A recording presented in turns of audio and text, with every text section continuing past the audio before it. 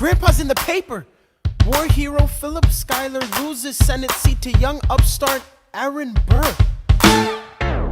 Grandpa just lost his seat in the Senate. Sometimes that's how it goes.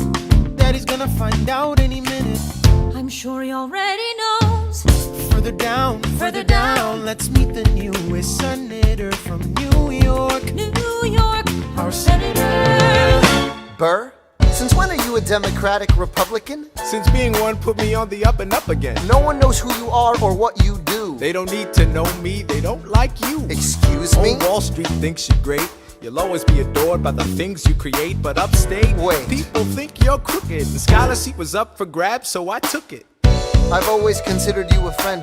I don't see why that has to end. You changed parties to run against my father-in-law. I changed parties to seize the opportunity I saw. I swear your pride will be the death of us all.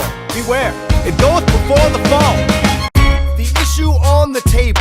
France is on the verge of war with England. Now, do we provide aid and troops to our French allies, or do we stay out of it? Remember, my decision on this matter is not subject to congressional approval. The only person you have to convince is me.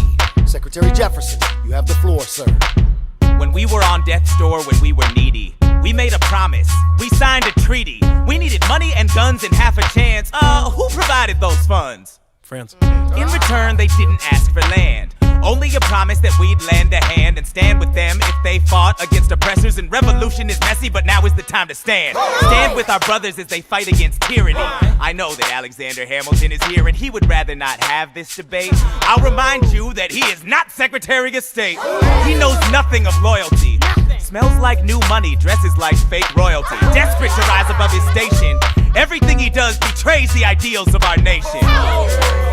Hey, and if you don't know, now you know, Mr. President. Thank you, Secretary Jefferson.